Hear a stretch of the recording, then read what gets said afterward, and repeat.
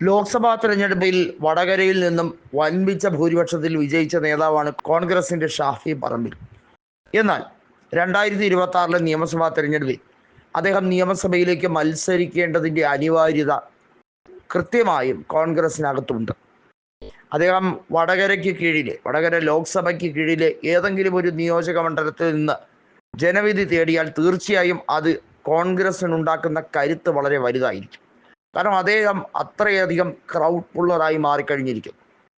പ്രായം വെറും 41 വയസ്സേ കഴിഞ്ഞിട്ടുള്ളെങ്കിലും അദ്ദേഹത്തിൻ്റെ ആ ഒരു പോസിറ്റീവ് ഓറ അത് കോൺഗ്രസ് കഴിഞ്ഞ നിയമസഭാ തെരഞ്ഞെടുപ്പിലും ലോക്സഭാ തെരഞ്ഞെടുപ്പിലും കണ്ട ഒരു കാര്യമാണ്.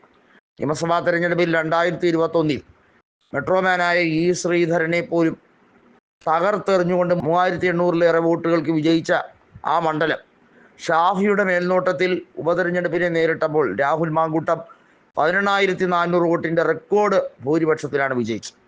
ഇക്കുറി കോൺഗ്രസിനകത്ത് ചുറുചുറുക്കുള്ള പലരും രംഗത്ത് വരേണ്ടതായിട്ടുണ്ട്. അതിൻ്റെ അനിവാര്യത നിൽക്കുകയാണ്.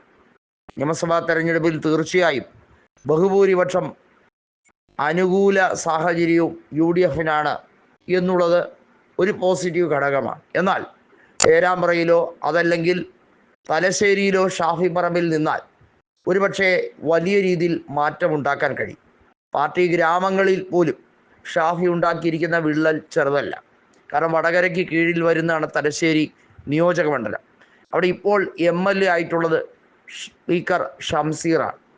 അദ്ദേഹത്തിന് പോലും തലശ്ശേരിയിൽ അടുത്ത തവണ ഷാഫിയാണ് എതിരിടുന്നതെങ്കിൽ തീർച്ചയായും പരാജയം രുചിക്കേണ്ടി വരും. കാരണം അത്രയേറെ ഷാഫി പറമ്പിലിനെ ജനങ്ങൾ സ്നേഹിക്കുന്നു. കോടിയേരി ബാലകൃഷ്ണൻ്റെ ഇമേജൊന്നും തലശ്ശേരിയിൽ ഷംസീറിനുണ്ടാക്കാൻ കഴിഞ്ഞിട്ടില്ല. കഴിഞ്ഞ തവണ 36,000 വോട്ടിൻ്റെ ഭൂരിപക്ഷം നേടിയെങ്കിലും ഷംസീറിന് ആ രീതിയിലുള്ള ഹൈപ്പ് ഉണ്ടാക്കാൻ കഴിയില്ല. കാരണം പാർട്ടി പോലും അദ്ദേഹത്തിനെതിരെ തിരിഞ്ഞിരിക്കുന്നു എന്നുള്ളതാണ്. പാർട്ടി അനുകൂല സാഹചര്യമല്ല ഇപ്പോഴുന്നതും മാത്രമല്ല KK രമയുടെ മകൻ്റെ വിവാഹവുമായി ബന്ധപ്പെട്ട കാര്യത്തിൽ ഷംസീർ സഹകരിച്ചു എന്നുള്ളത് പാർട്ടി നേതാക്കളെ അസ്വസ്ഥരാക്കുന്നുണ്ട്. കാരണം കൊലയാളികളെ സംരക്ഷിക്കുന്ന CPIMനെ സംബന്ധിച്ചിടത്തോളം അത് അംഗീകരിക്കാൻ വളരെ ബുദ്ധിമുട്ടുള്ളൊരു കാര്യമാണ്. ഇതെല്ലാം കൊണ്ട് തന്നെ ഷംസീർ വീർപ്പുമുട്ടുകയാണ്. അതിൻ്റെ കൂടെ നിയമസഭാ തെരഞ്ഞെടുപ്പിൽ മത്സരിച്ചാൽ ഷംസീറിൻ്റെ പരാജയം ഉറപ്പുവരുത്തുക എന്നുള്ള ലക്ഷ്യം കൂടിയുണ്ട്. കാരണം ഷാഫിക്ക് ഒരു പോസിറ്റീവ് ഓറയുണ്ട്.